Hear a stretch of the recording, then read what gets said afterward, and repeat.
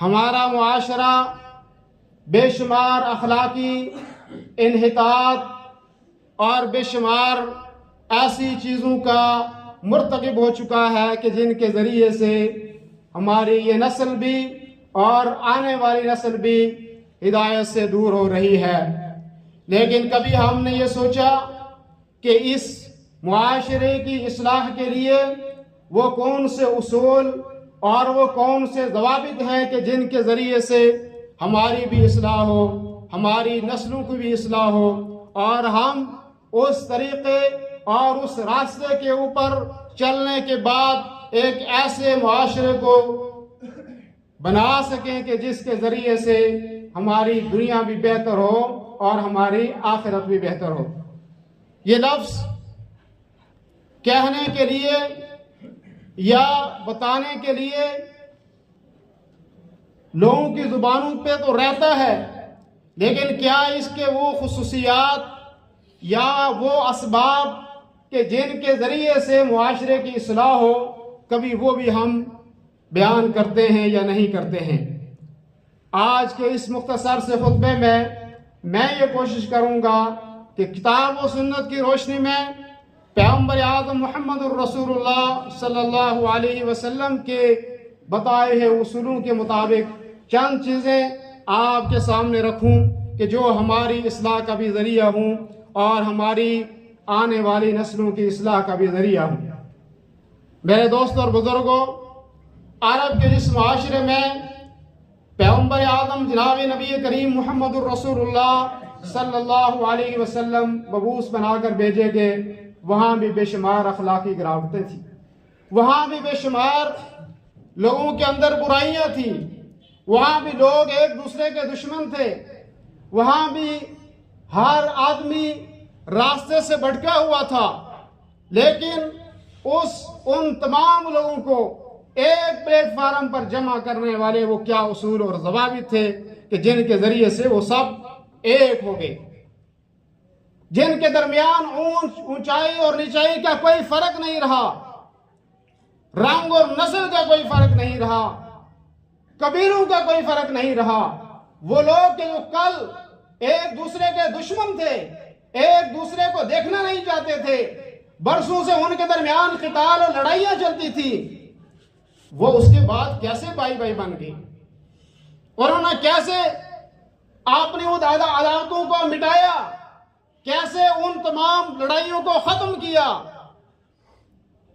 وہ ہے آپ علیہ الصلوۃ والسلام نے سب سے پہلے بنیادی اصول جو معاشرے کی اصلاح کا ہے، وہ ہے دل سے سچائی کے ساتھ توحید کا اقرار کرنا اور شرک جیسی برائیوں سے اپنے آپ کو لا تعلق کرنا اور اس کو چھوڑ دینا۔ یہ سب سے پہلا اصول ہے کہ جس کے ذریعے سے معاشرہ ایک بن سکتا ہے، اور یہی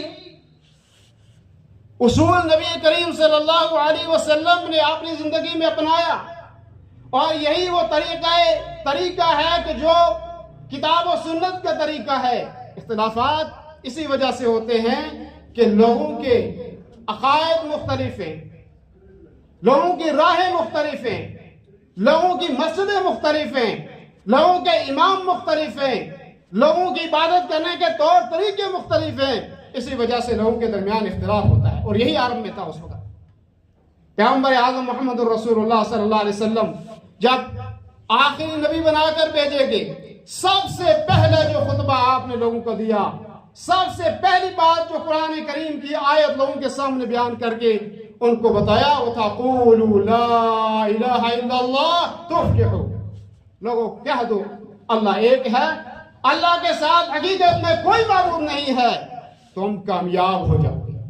دیکھو، کامیابی کا پہلا اصول، معاشرے کی کامیابی کا سب سے پہلا اصول اگر کوئی آپ علیہ الصلوۃ والسلام نے بتایا تو وہ تھا کہ ایک معبود کی عبادت کرو۔ جب ایک معبود کی عبادت کرو گے، جب ایک رب کی عبادت کرو گے، جب ایک حاجت روا کو مانو گے تو اختلاف ختم ہو جائیں گے۔ یہی لوگ اس وقت کے لوگوں کو بھی بات کی اچھی نہیں لگی۔ سورہ صاد میں اللہ رب العالمین نے اس بات کو بیان کیا کہ جب آپ علیہ السلام نے لوگوں کو یہ بات بتائی کہ لوگ ایک اللہ کی عبادت کرو، تم اکیلے ایک اللہ کو مانو، تمہارے درمیان اختلاف ختم ہو جائیں گے، تم بائی بائی بن جاؤ گے، تو لوگوں نے کہا یہ کون سی بات ہے؟ اجعل الآلہۃ الہا واحدا ان ھذا لشیء عجاب، یہ کیسی بات کر رہے ہو آپ؟ کیا اتنے سارے معبود آپ نے چھڑا کر ہمارے لیے ایک معبود بنایا ہے؟ ان ھذا لشیء عجاب، یہ تو بڑی عجیب سی بات ہے، ہم کو عادت پڑی ہوئی ہے بے شمار لوگوں کو پکارنے کی، بے شمار معبودوں کو پکارنے کی، بے شمار الہوں کو پکارنے کی۔ مکہ مکرمہ میں 360 معبود رکھے ہوئے تھے، ہر قبیلہ اپنے اپنے معبود کو پکارتا تھا، حاجتوں کے لیے بھی الگ الگ معبود رکھے گئے تھے، تو پھر اختلاف تو ہونا ہی تھا۔ تو آپ علیہ السلام نے سب سے پہلا اصول ان کے سامنے رکھا، تو انہوں نے کیا جواب دیا؟ کیا تم نے اتنے سارے معبود چھڑانے کے بعد ایک معبود کی عبادت کرنے کی بات کر رہے ہو؟ ہمارے لیے یہ بڑی عجیب سی بات ہے۔ اور پھر کیا کہا؟ سورہ صافات اٹھاؤ، اس میں اللہ رب العالمین نے بیان کیا، کفار مشرکین مکہ نے کہا اَإِنَّا لَتَارِكُوا آلِهَتِنَا لِشَاعِرٍ مَجْنُونٍ، کہ ہم بے شمار معبودوں کو اس لیے چھوڑ دیں، ایک ایسے آدمی کے کہنے پر چھوڑ دیں جو شاعر اور دیوانہ ہے۔ نعوذ باللہ من ذالک، نبی کریم صلی اللہ علیہ وسلم کے بارے میں کہا کہ یہ شاعر اور دیوانہ ہیں، ان کے کہنے پہ ہم اتنے سارے معبودوں کو چھوڑ دیں اور ایک اللہ کی عبادت کریں، یہ کیسے ممکن ہو سکتا ہے؟ جبکہ وہ جانتے تھے رب ایک ہے۔ سورہ عنکبوت کی آیت نمبر 61، سورہ عنکبوت کی آیت نمبر 63 کو پڑھو تو اللہ تعالیٰ ان سے پوچھتا ہے وَلَئِن سَأَلْتَهُمْ، اگر آپ ان سے پوچھو گے آسمان اور زمین کا مالک کون ہے، وَسَخَّرَ الشَّمْسَ وَالْقَمَرَ، سورج اور چاند کو مسخر کرنے والا کون ہے، تو وہ کہیں گے لَيَقُولُنَّ اللَّهُ، وہ تو ایک اللہ ہے۔ فَأَنَّىٰ تُؤْفَكُونَ، پھر تم کیوں ادھر ادھر بھاگتے ہو، پھر ادھر ادھر کیوں بھٹکتے ہو تم؟ پھر اللہ تبارک و تعالیٰ نے آگے فرمایا، اسی سورت کی آیت نمبر 63 کے اندر اللہ تعالیٰ فرماتا ہے، قرآن کریم نے اس چیز کو بھی بیان فرمایا، فرمایا وَلَئِن سَأَلْتَهُم مَّن نَّزَّلَ مِنَ السَّمَاءِ، جب ان سے پوچھا جاتا تھا یہ بارش آسمان سے کون برساتا ہے، کون برساتا ہے آسمان سے بارش؟ یہ شاید آج ہمارے بہت سارے لوگوں کو یہ بات سمجھ میں نہ ہو، لیکن اس وقت کے لوگوں کو یہ بات سمجھ میں آتی تھی، اس لیے جب بارش بند ہوتی تھی ایک اللہ کو پکارتی تھی۔ تو جب ان سے پوچھا جاتا تھا کہ آسمان سے بارش کون برساتا ہے، بارش برسنے کے بعد زمین مردہ ہو جانے کے بعد، مر جانے کے بعد اس کو کون زندہ کرتا ہے، تو کیا کہتے تھے؟ اللہ رب العالمین۔ یہ چیز ان کو بھی پتا تھی، ان کو خالق اور مالک، رازق، مدبر الامور، کائنات کو چلانے والے، وہ سمجھتے تھے کہ ایک اللہ کی ذات ہے، اس کے علاوہ اور کوئی نہیں ہے، لیکن عبادت میں اللہ کو چھوڑ کر ان کو ہی پکارتے تھے۔ اور یہی وجہ ہے کہ جب آپ قرآن کریم کا مطالعہ کریں گے، ان سے جب کہا جاتا تھا، وہ جب سفر کرتے تھے پہلے زمانے میں کشتیوں میں سفر کرتے تھے، اور آج کی طرح وہ کشتیاں نہیں ہوا کرتی تھی، ہوائیں جہاں چلتی تھی کشتیوں کا رخ ہوائیں موڑ دیتی تھی، اور اسی لیے کہا جاتا ہے تجری الریاح بما لا تشتہی السفن، کبھی انسان دوسری جہت جانا چاہتا ہے اور کشتیاں اس کو دوسری جہت موڑ جاتی ہیں۔ تو وہ مشرکین مکہ جب سمندروں میں سفر کرتے تھے، تو جب مشکلات کا سامنا ہوتا تھا، تکلیفوں کا سامنا ہوتا تھا، اب پتہ چلتا تھا کہ مرنے کے علاوہ کوئی یہاں پہ بچانے والا نہیں ہے، تو کیا کہتے تھے؟ فَإِذَا رَكِبُوا فِي الْفُلْكِ دعوا اللہ مخلصین لہ الدین فلما نجاہم الی البر اذا ہم یشرکون، کہتے تھے ایک اللہ ہے بچانے والا، کوئی اللہ نہیں ہے، کوئی خالق نہیں ہے، کوئی مالک نہیں ہے، کوئی رازق نہیں ہے، ایک اللہ کو پکار۔ جب باہر آ جاتے تھے خشکی میں تو کہتے تھے اللہ کے ساتھ اور بھی معبود ہیں۔ میرے دوستوں کو یہ سب سے پہلا اصول اتنا قیمتی اصول ہے، اتنا اہم اصول ہے کہ آج لڑائیاں کس وجہ سے ہے، مسجدیں الگ کیوں ہیں، ایک آدمی دوسری مسجد میں نماز پڑھنے کے لیے تیار کیوں نہیں ہوتا؟ دوسرے سے ہاتھ ملانے کے تیار کیوں نہیں ہوتا؟ گروہ بندیاں کیوں ہیں آج؟ یہ ساری اس لیے کہ ایک معبود کو صحیح طریقے سے مانا نہیں ہے، ایک اللہ کو صحیح طریقے سے مانا نہیں ہے۔ اور اکثر و بیشتر لوگ ہمیں کہتے ہیں کہ تم اس چیز پہ توجہ کیوں دیتے ہو؟ اگر انسان کی توحید ہی درست نہیں ہے تو اس کی نمازیں کیسے درست ہو جائیں گی؟ اس کا حج کیسے درست ہو جائے گا؟ نمازیں تو کفار و مشرکین مکہ بھی پڑھتے تھے، حج تو وہ بھی کرتے تھے، حاجیوں کی خدمت تو وہ بھی کرتے تھے۔ قرآن مقدس نے بیان فرمایا اجعلتم سقایۃ الحاج وعمارۃ المسجد الحرام، کہ تم حاجیوں کو پانی پلانا، ان کو زمزم پلانا، حاجیوں کی خدمت کرنے کو تم اللہ اور آخرت کے مقابلے میں ٹھہراتے ہو؟ یہ تمہاری نیکیاں کسی کام کے نہیں ہے، خانہ کعبہ بنانا تمہارا کسی کام کا نہیں ہے اگر تم ایک اللہ کو نہیں پکارو گے۔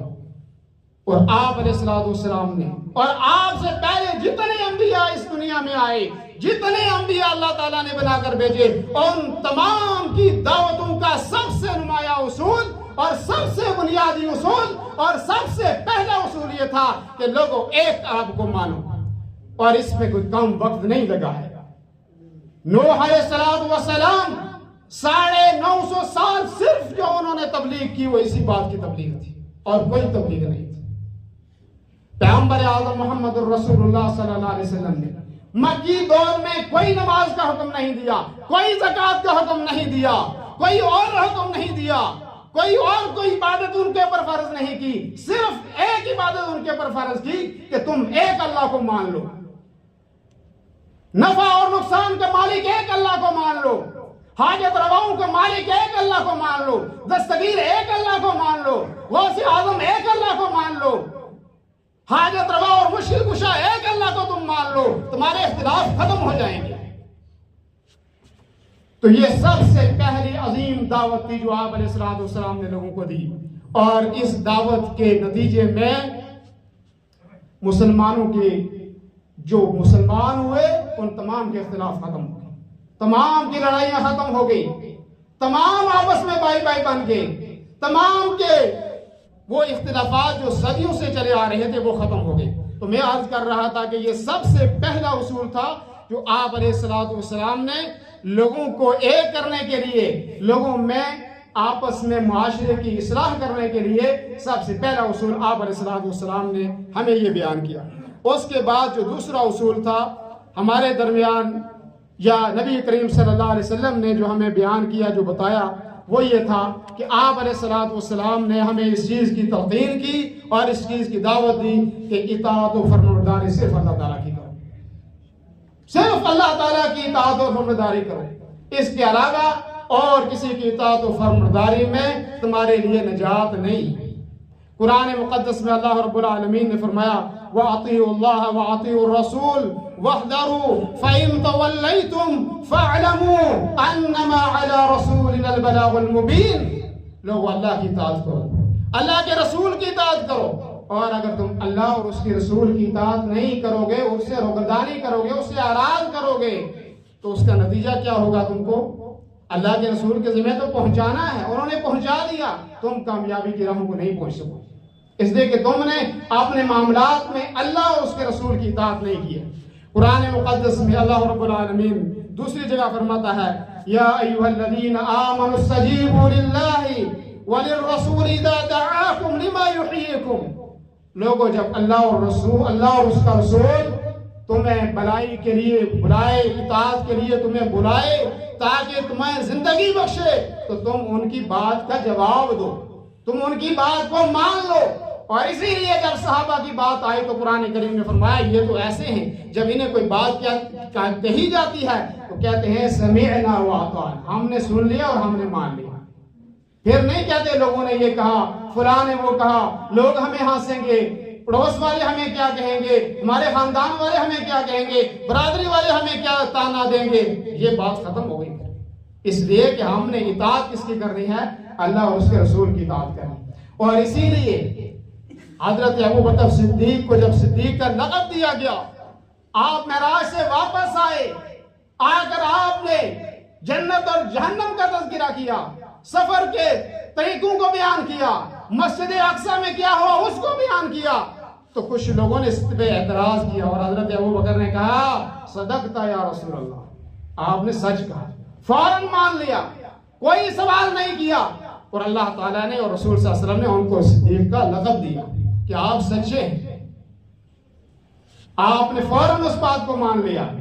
اسی لیے جب نبی کریم صلی اللہ علیہ وسلم نے ایک آدمی کو دیکھا کہ وہ بایاں ہاتھ سے کھانا کھا رہا ہے، صحیح حدیث ہے، بایاں ہاتھ سے کھانا کھا رہا ہے، دایاں ہاتھ سے کھانے کی طاقت تھی اس کو۔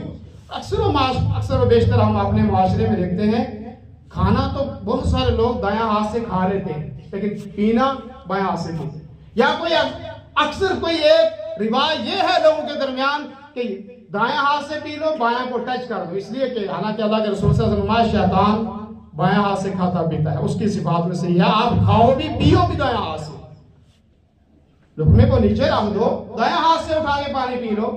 تو آپ علیہ السلام نے اس صحابی کو، اس آدمی کو کہا آپ دایاں ہاتھ سے کھا پی لو، اس نے کہا میں اس کی طاقت نہیں رکھتا، حالانکہ طاقت رکھتا تھا، سنت کی مخالفت کا نتیجہ یہ ہوا، فرمایا اس کے بعد اس کا وہ دایاں ہاتھ اٹھ ہی نہیں سکا۔ بہت ساری سنتوں کو ہم اس لیے چھوڑ دیتے ہیں کہ سنت تو ہی ہے، سنت تو ہے، فرض تو نہیں ہے، لیکن سنت کے چھوڑنے کو عمدن جان بوجھ کر سنت کے چھوڑنے کا نتیجہ کیا ہوگا کہ آدمی ہمیشہ کے لیے آپ علیہ السلام کی مخالفت کا شکار ہوا اور آپ کی بددعا کا شریک ہوا۔ تو میں یہ عرض کر رہا تھا کہ دوسرا اصول معاشرے کی اصلاح کا وہ ہے کہ لوگ اللہ اور اس کے رسول کی اطاعت کریں۔ اللہ رب العالمین نے قرآن مقدس میں تیسری جگہ فرمایا یا ایھا الذین آمنوا اطیعوا اللہ واطیعوا الرسول ولا تبطلوا اعمالکم۔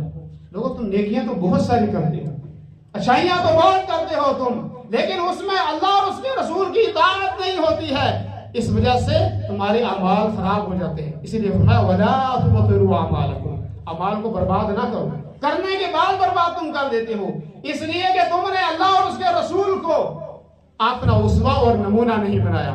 یہ دوسرا اصول ہے کہ جس میں آپ علیہ السلام نے اس چیز، اللہ تعالیٰ نے اس چیز کی وضاحت کی، اور پیغمبر اعظم محمد رسول اللہ صلی اللہ علیہ وسلم نے فرمایا ترکت فیکم امرین، لوگوں میں دو چیزیں تمہارے درمیان چھوڑ کے جا رہا ہوں، تم کبھی بھی گمراہ نہیں ہوگے۔ واضح کلام محمد رسول اللہ صلی اللہ علیہ وسلم کا ہے کہ جب تک تم ان دونوں کو پکڑے رہو گے کبھی بھی گمراہی نہیں ہوگی تمہارے درمیان، تمہارا معاشرہ کبھی بھی بگڑے گا نہیں۔ وہ کیا ہے؟ کتاب اللہ و سنتی، فرمایا اللہ کی کتاب اور میرا راستہ، میری سنت، فرمایا ان دونوں کو پکڑے رکھنا، ان دونوں کی اطاعت کرنا، اس کے بعد آپ گمراہ نہیں ہو سکو گے۔ اس لیے آپ علیہ السلام نے ہمیشہ لوگوں کو اللہ اور اس کے رسول کی اطاعت کا حکم دیا ہے، تیسرے شخص کسی کی اطاعت کا حکم نہیں دیا، اللہ کے ولاۃ امر جو اسلامی ملکوں کے بادشاہ ہوتے ہیں، اگر وہ کتاب و سنت کے مطابق کوئی فیصلہ کرتے ہیں تو کہا اولی الامر، ان کی بات کو بھی ماننا آپ کے لیے ضروری ہے، اور اگر وہ بھی کتاب و سنت کے خلاف کوئی بات کرتے ہیں تو کوئی مسئلہ نہیں، آپ اس کو بھی چھوڑ سکتے ہو۔ اس لیے کہ اللہ رب العالمین کہ نبی کریم صلی اللہ علیہ وسلم فرمایا لا طاعت لمخلوق فی معصیۃ الخالق، جہاں پہ اللہ کی نافرمانی، اس کے رسول کی نافرمانی ہوتی ہو، اس میں مخلوق کی اطاعت نہیں کی جائے گی، اس کو چھوڑ دیا جائے گا۔ تیسری بنیادی چیز جو ہمارے معاشرے کی اصلاح کا سب سے اہم ذریعہ ہے وہ یہ ہے کہ آپسی اتحاد اور اتفاق۔ پیغمبر اعظم محمد رسول اللہ صلی اللہ علیہ وسلم نے بے شمار احادیث میں اس چیز کی وضاحت کی کہ لوگوں آپسی اتحاد اور اتفاق کو یقینی بناؤ۔ جب تم نے ایک اللہ کو مان لیا، ایک رسول کو مان لیا، اب تمہاری لڑائی ختم ہو گئی، اب کس بات میں لڑنا ہے؟ آپ کس بات میں اپنے معاشرے کو آپ بگاڑ رہے ہو؟ اپنی راستے جدا کیوں کر رہے ہیں؟ تو تیسرا اصول جو ہے وہ ہے کہ لوگ آپس میں گروہ بندی نہ کریں، آپسی اختلاف اور انتشار کے شکار نہ ہوں۔ بڑی اہم بات ہے یہ کہ جب ہم نے ایک رسول کو، ایک اللہ اور رسول کو مان لیا، اب ہمارے درمیان قومیت بھی ختم ہو گئی، اب ہمارے درمیان کالے اور گورے کا رنگ بھی ختم ہو گیا، اب امیر اور غریب کا فرق بھی ختم ہو گیا، اب کون سی چیز رہ جاتی ہے؟ لیکن بے شمار لوگ ہیں، خصوصاً میں ان لوگوں کو کہتا ہوں کہ جو لوگ اپنے آپ کو اہل حدیث کہتے ہیں. آپ جب مسجد میں آتے ہیں ہاتھ اٹھاتے ہیں، کہتے ہیں ہم صحیح مسلک والے ہیں. جب قومیت کی لڑائی فیس بک اور دیگر سوشل میڈیا پہ ہوتی ہے وہاں بھی پہلے نمبر پہ. اور علامہ احسان الہی ظہیر رحمہ اللہ فرماتے تھے کہ ہمارے اہل حدیث بھی ماڈرن ہو چکے ہیں. گانے میں پہلی صف میں، قومیت میں پہلی صف میں، سیاسی جماعتوں میں لڑائی پہلی صف میں، عقیدے میں کہتے ہیں ہم توحید والے پہلی صف میں، مسجد میں دیکھو تو پہلی صف میں، ہر جگہ کہتے ہیں پہلی صف میں. جب ہم نے اللہ اور رسول کو مان لیا تو اب کس چیز کی طلب ہے آپ؟ لوگوں کو لڑانے کی. آپ نے بھی دیکھا، ہم نے بھی دیکھا، گزشتہ سالوں میں مسلمانوں نے، توحید والوں نے، کتاب و سنت پڑھ کا اقرار کرنے والوں نے کیا کچھ نہیں کیا، کیا کچھ لوگوں کے درمیان برپا نہیں ہوا ہے. یہ ہمارے لیے افسوس کی بات ہے، اور خصوصاً ہم لوگوں کے لیے کہ جو ہم اللہ اور اس کے رسول کو مانتے ہیں. اہل سلف جو ہے، ہم وہ لوگ ہیں، ہمارے درمیان تیسری چیز ہے ہی کوئی نہیں. ہمارا کوئی مفاد نہیں ہے، ہماری کوئی دعوت نہیں ہے، ہمارا کوئی اور پہلو ہے ہی نہیں ہے اللہ اور اس کے رسول کی اطاعت کے بغیر. کوئی چیز نہیں ہے ہمارے درمیان. پھر ہمیں اس اتحاد اور اتفاق کو اللہ رب العالمین نے قرآن کریم میں مسلمانوں کو یہ درس دیا کہ وَاعْتَصِمُوا بِحَبْلِ اللَّهِ جَمِيعًا وَلَا تَفَرَّقُوا. مسلمانوں آپس میں اکٹھے ہو جاؤ، اللہ کی رسی کو مضبوطی سے پکڑ لو. وَلَا تَفَرَّقُوا وَاذْكُرُوا نِعْمَةَ اللَّهِ عَلَيْكُمْ إِذْ كُنْتُمْ أَعْدَاءً فَأَلَّفَ بَيْنَ قُلُوبِكُمْ فَأَصْبَحْتُمْ بِنِعْمَتِهِ إِخْوَانًا وَكُنْتُمْ عَلَى شَفَا حُفْرَةٍ مِّنَ النَّارِ فَأَنْقَذَكُم مِّنْهَا. کہ تمہیں پتہ نہیں ہے کہ تم کیسے انتشار کے شکار ہو گئے تھے، اور اللہ نے جب اور اس کے رسول نے تم کو اکٹھا کیا تو تم بھائی بھائی بن گئے. اور اختلاف انتشار کا آگے اس آیت میں بتایا کہ تم جہنم کے کنارے پہ پہنچ چکے تھے. اور اختلاف انتشار کا سبب یہ ہے کہ انسان دوسرے راستے میں چلا جاتا ہے، جو ہدایت کا راستہ ہے اس سے بھٹک جاتا ہے انسان. تو اللہ رب العالمین کے نبی صلی اللہ علیہ وسلم نے بھی اور اللہ تعالیٰ نے بھی ہمیں اس چیز کی وضاحت کی کہ ہم اتحاد اور اتفاق کو اپنا اصول بنائے. اللہ رب العالمین نے قرآن کریم میں سورہ انفال میں دوسری جگہ فرمایا وَأَلَّفَ بَيْنَ قُلُوبِهِمْ کہ اللہ تعالیٰ نے تمہارے درمیان اتفاق کو پیدا کر دیا. لَوْ أَنفَقْتَ مَا فِي الْأَرْضِ جَمِيعًا تم آسمان و زمین کے درمیان جو کچھ بھی ہے اس کو تم خرچ کر دیتے تب بھی تمہارے درمیان اتفاق نہیں ہو سکتا تھا. لیکن اللہ نے کتاب و سنت کی وجہ سے تم کو متحد کر دیا. تو جب کتاب و سنت پر آدمی متحد ہو گیا تو اب اختلافات ختم ہو جانے چاہیے، کسی بھی قسم کے اختلاف ہوں وہ.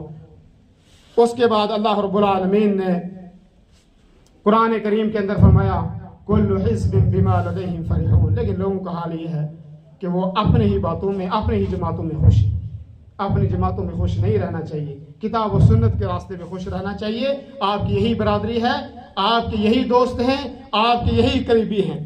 اسی طریقے سے اللہ رب العالمین نے قرآن کریم کے اندر فرمایا وَإِنَّ هَذِهِ أُمَّتُكُمْ أُمَّةً وَاحِدَةً کہ یہ تمہاری امت ایک ہی امت ہے. تو جب ہم ایک امت ہو گئے اب ہماری اصلاح اسی کے ذریعے سے ہونی چاہیے اور کوئی اصلاح کا ذریعہ نہیں ہے. اسی طریقے سے اللہ رب العالمین نے قرآن کریم میں ایک اور جگہ فرمایا إِنَّ هَذِهِ أُمَّتُكُمْ أُمَّةً وَاحِدَةً یہ تمہاری امت ایک ہی امت ہے اور تم یہ کرو کہ فَاعْبُدُوا تم ایک اللہ کی عبادت کرو، ایک اللہ کو تم مانو. تو ایک اللہ کو جب تم نے مان لیا تو اب تم اور کوئی امت نہیں رہے کہ تمہارے درمیان اس کے ذریعے سے اختلاف اور انتشار پیدا ہو. میرے دوستوں اور بزرگوں، اس کے بعد جو سب سے اہم اصول ہمارے درمیان رہ گیا ہے وہ یہ ہے کہ ہم نے اللہ کے رسول کے صحابہ کو بھی ان کی بھی اطاعت کرنی اور خصوصاً خلفائے راشدین کی بھی اطاعت کرنی ہے. اس لیے کہ آپ علیہ الصلوۃ والسلام نے فرمایا کہ میں تم کو میرے اور میرے صحابہ کے طریقوں کو بھی ماننا ضروری ہے. کسی صحابی کے بارے میں کسی مسلمان کا یہ شیوا نہیں بنتا کہ وہ اس پہ گفتگو کرے.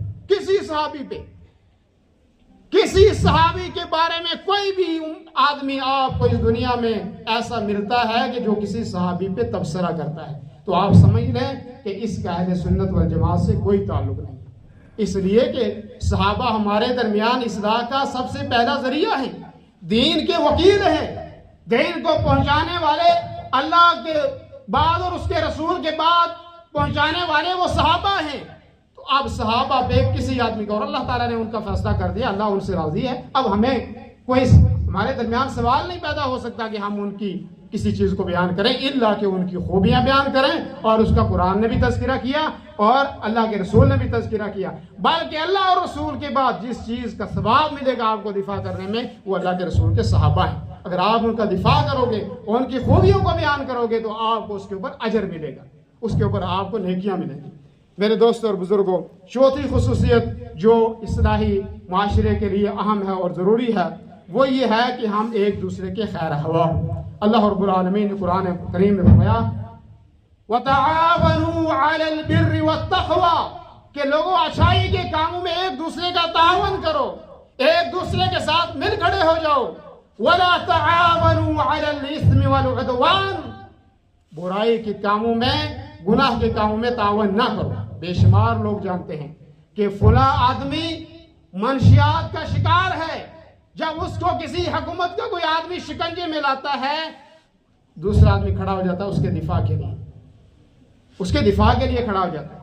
اور اللہ سے دعا کرنی چاہیے کہ وہ لوگ جو معاشرے میں منشیات کو فروغ دیتے ہیں، لوگوں کے بچوں کو، ان کی زندگیوں کو خراب کرتے ہیں، صحیح راستے سے انہیں دور کرتے ہیں، اللہ رب العالمین ان کو ہدایت نصیب کر یا اس دنیا سے ان کو اٹھا لے، اس لیے کہ یہ فساد کا ذریعہ ہے۔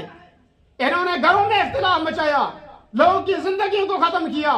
وہ نوجوان جو آنے والے وقت میں تعلیم یافتہ ہو کر کتاب و سنت کی خدمت کرتے، قوم و ملت کی خدمت کرتے، ان لوگوں نے ان کو اس برائی پہ لگایا، اور اس برائی کی وجہ سے ان کے گھر اجڑ گئے، ماں اور بیٹے میں اختلاف ہو گیا، بیوی اور شوہر میں اختلاف ہو گیا، لوگوں کے درمیان اختلاف ہو گیا، ان کی عزتوں کو لوٹا ہے۔ یہ لوگ دشمن ہیں کتاب کے بھی، سنت کے بھی، لوگوں کے بھی۔ ایسے لوگوں کا دفاع کرنا ہمارا حق نہیں بنتا ہے، بلکہ ان کو، اور جو غیبت کی اقسام ہیں ان میں سے جو جائز اقسام ہیں ان میں سے ایک یہ بھی ہے، اگر معاشرے میں آپ کسی ایسے انسان کو دیکھتے ہو جو قوم و ملت کے لیے خراب ہے، ان کو اداروں کو اس کی طرف توجہ مبذول کرائیں کہ یہ آدمی اگرچہ ہمارا ہے، اگرچہ ہمارا قریبی ہے، لیکن یہ معاشرے کے لیے اچھا آدمی نہیں ہے، اس پہ کڑی نظر رکھنی چاہیے۔ لیکن ہمارا حال یہ ہے کہ ہم رمضان میں ان سے پتا ہے کہ اس کی کمائی درست نہیں ہے، اس کی کمائی اچھی نہیں ہے، اس کے بعد بھی اگر وہ 10-50 ہزار کی رسید کٹوا دے تو ہم لے لیتے ہیں اس کو۔ کیسے جائز ہو سکتا ہے کہ جو لوگوں کی خدمت کر، جو لوگوں کی زندگیوں کو برباد کرتے ہیں؟ اور اللہ تعالیٰ سے دعا کریں کہ اللہ تعالیٰ ایسے لوگوں کے گھروں کو اجاڑ دے، ایسے ظالموں کو بہت جلد اس دنیا سے نیست و نابود کر دے کہ جو منشیات کے فروغ میں اپنا کردار ادا کر رہے ہیں۔ اور یہ دعا ہر آدمی کو کرنی چاہیے، کیونکہ معاشرے کے لیے سب سے ناسور یہ لوگ ہیں کہ جن کی وجہ سے آج ہمارا اسلامی معاشرہ بہت دور پہنچ چکا ہے۔ تو یہ میں کہا رہا تھا کہ مسلمان آپس میں خیر خواہ ہوتے ہیں، بھلائی کے کاموں میں خیر خواہی کرتے ہیں، برائی کے کاموں میں خیر خواہی نہیں کرتے۔ اگر کیا آپ نے جانتے ہوئے حق کو کہ حق یہ ہے پھر بھی کسی کی خیر خواہی کی، تو آپ نے اس کے ساتھ اچھا نہیں کیا، بلکہ آپ نے قرآن و سنت کی مخالفت کی ہے۔ میرے دوستوں بزرگوں، اللہ رب العالمین نے اسی طرح قرآن کریم میں فرمایا کہ مومن ایسے ہوتے ہیں اشداء علی الکفار رحماء بینہم، آپس میں متحد ہوتے ہیں، رحم دل ہوتے ہیں، دوسروں کے لیے رحم دل نہیں ہوتے ہیں۔ اور اسی طریقے سے جو مکہ سے مدینہ ہجرت کر کے آئے، صحابہ نے کیا ان کے ساتھ نہیں کیا؟ انہوں نے اپنی جانیں بھی قربان کی ان کے لیے، مال بھی دیا، دولت بھی دی، ہر اپنے گھروں میں گھر بھی تقسیم کیے، سب کچھ ان کے لیے کیا، اس لیے کہ وہ سمجھتے تھے کہ مسلمان کا خیر خواہ ہوتا ہے، اس کے لیے کوئی برائی کا ارادہ اس کے لیے نہیں رکھتا ہے۔ میرے دوستوں اور بزرگوں، اسی طریقے سے اللہ رب العالمین نے قرآن کریم میں فرمایا مومن محبت میں مثل المؤمنین فی توادہم وتراحمہم وتعاطفہم مثل الجسد الواحد محبت میں، تعاون میں، اچھے کردار میں مسلمان ایک جسم کے مانند ہوتے ہیں کہ جسم کے ایک حصے کو تکلیف ہوتی ہے تو سارے جسم کو تکلیف ہوتی ہے، ایسے ایک مسلمان کو تکلیف ہوتی ہے تو سارے لوگوں کو تکلیف ہونی چاہیے۔ ایسا نہیں دوسرا پریشان ہے، مصائب میں ہے، آپ اپنے گھر کا دروازہ بند کر کے بیٹھ جائیں، یہ مسلمان کا کردار نہیں ہے۔ اسی لیے دین و نصیحہ علیہ السلام نے فرمایا دین نصیحت ہے، دین نصیحت ہے، دین 3 دفعہ آپ نے کہا تو نصیحت کرتے رہو۔ فرمایا کس کے لیے؟ وہاں کتاب اللہ کی نصیحت کے لیے، لوگوں کو کتاب اللہ سمجھاؤ، سنت رسول سمجھاؤ، اور اسی طریقے سے فرمایا کہ لوگوں کو بلائی کا راستہ دکھاؤ۔ آپ علیہ السلام نصیحت کرتے رہا کرو، نصیحت سے کبھی اعراض نہیں کرنا چاہیے۔ اور اسی طریقے سے جو 5واں اصول ہے وہ ہے عفت و پاک دامنی۔ مسلمان پاک دامن ہوتا ہے، وہ اپنے دامن کو آلودہ نہیں کرتا ہے۔ بے شمار ہمارے معاشرے میں آپ علیہ السلام دعا کرتے تھے عفت و پاک دامنی کے لیے ہمیشہ۔ آج بھی ہمارے معاشرے میں عفت و پاک دامنی کی ضرورت ہے کہ کوئی آدمی کسی کی ماں بہن کی طرف نگاہ اٹھا کر نہ دیکھے۔ ایسے واقعات ہمیں دیکھنے میں آتے ہیں، شرم آتی ہے۔ مسلمان ہیں ہم، لیکن ہماری خواتین کے پردے کا کیا حال ہے؟ بازاروں میں دیکھیں آپ، راستوں میں دیکھیں آپ، پردے کا جو فرمان ہے رسول اللہ صلی اللہ علیہ وسلم کا وہ ختم ہوتا جا رہا ہے، جبکہ یہ فرض ہے، جیسے نماز فرض ہے، روزہ فرض ہے، زکوٰۃ فرض ہے، پردہ بھی فرض ہے ہمارے لیے۔ قرآن نے بے شمار آیتوں کے اندر فرض کیا، صرف اختلاف اس میں ہے کہ کیا چہرہ کھلا رکھا جا سکتا ہے یا ہاتھ کھلے رکھے جا سکتے ہیں یا نہیں۔ لیکن عہد صحابہ میں ساری صحابیات چہرے کا پردہ بھی کرتی تھی، ہاتھ کا پردہ بھی کرتی تھی، پاؤں کو کھلا بھی نہیں رکھتی تھی۔ جس اسلام نے عورت کو کہا کہ پاؤں کی آہٹ بھی اونچی کرنا تمہارے لیے جائز نہیں ہے، تو وہ بازاروں میں ننگے سر جائیں، وہ یونیورسٹیوں میں اور غیروں کے ساتھ تعلقات ہوں، یہ سب سے بڑی خرابی عفت و پاک دامنی ہمارے معاشرے کا اہم ذریعہ ہے، جس سے ہمارے درمیان اتفاق پیدا ہوگا، انتشار ختم ہوگا۔ اس کے اوپر ہمیں بہت زیادہ کوشش کرنے کی ضرورت ہے کہ ہم اپنے معاشرے کو، اپنی بہن بیٹیوں کو وہ تعلیم دیں۔ بے شک جو بھی تعلیم دو آپ، لیکن ان کو تربیت کرو کہ ہماری تربیت صحابیات والی تربیت ہونی چاہیے، جس کے ذریعے سے معاشرے میں پاک دامنی آئے۔ سوشل میڈیا استعمال کرنے کا جو طریقہ ہے وہ بھی بتائیں کہ سوشل میڈیا ہمارے لیے کتنا ناسور ہے۔ آپ کو نہیں پتا کہ سامنے والا ڈاکو ہے، یہ سامنے والا کوئی دوسرے ملک کا جاسوس ہے یا کوئی اغوا کرنے والا ہے یا کون ہے، آپ نہیں جانتے ہیں۔ آپ یہ بھی نہیں جانتے وہ اکیلا ہے یا اس کے ساتھ کوئی اور بھی ہے۔ تو اس لیے سوشل میڈیا پہ اکیلا کسی کو سمجھ کر آپ اپنی عزتوں کو نیست و نابود نہ کریں، یہ خصوصی سمجھائیں۔ اپنے اولاد کے موبائلوں کو چیک کریں، دیکھا کریں انہیں، اس میں کس کے نمبر ہیں، کن سے بات ہوتی ہے، یہ ہمارا فرض ہے۔ کچھ لوگ کہتے ہیں چھوڑ دو جیسے اپنی حالت میں، نہیں، یہ فرض ہے، اللہ اس سے پوچھے گا، اور قرآن حدیث میں بے شمار اس کے لیے آیتیں ہیں۔ 5ویں چیز جو ہمارے درمیان ہے وہ امر بالمعروف اور نہی عن المنکر۔ آج کہتے ہیں پڑوس والا جو کرے کرنے دو، یہ طریقہ نہیں ہے۔ دعائیں تب قبول ہوں گی جب لوگ اچھائی کا حکم دیں گے، برائی سے روکیں گے۔ اللہ رب العالمین نے قرآن کریم میں فرمایا وَلْتَكُن مِّنكُمْ أُمَّةٌ يَدْعُونَ إِلَى الْخَيْرِ وَيَأْمُرُونَ بِالْمَعْرُوفِ وَيَنْهَوْنَ عَنِ الْمُنكَرِ، کہ تمہاری دعائیں بھی قبول نہیں ہوگی اگر تم نیکوں کو اچھائی کا حکم نہیں دو گے اور برائی سے روکو گے نہیں۔ تو میرے دوستو اچھائی کا حکم دینا چاہیے، برائی سے، لیکن طریقہ مختلف ہے، بے عزتی کے لیے نہیں۔ بہت سارے لوگ داعی تو بنتے ہیں، تبلیغ کرتے ہیں، لیکن کیا کرتے ہیں، ان کی عزتوں کو نیست و نابود کرتے ہیں۔ آپ کو کسی کی اصلاح کرنی ہے، کونے میں اکیلے میں لے آئیں، بیٹھے، ایک اللہ دیکھنے والا، ایک میں اور تم، تمہارے اندر یہ برائی ہے، اس کو ختم کرو، یہ تمہارے لیے نجات کا ذریعہ ہے۔ میں آپ کی توہین نہیں چاہتا، یہ ہے کسی کی اچھائی کا۔ اگر آپ اس کی برائیوں کو لوگوں کے سامنے بیان کرو گے تو انتشار ہے، یہ اصلاح نہیں ہے۔ اس چیز کا بھی ہمیں خیال رکھنا ہے۔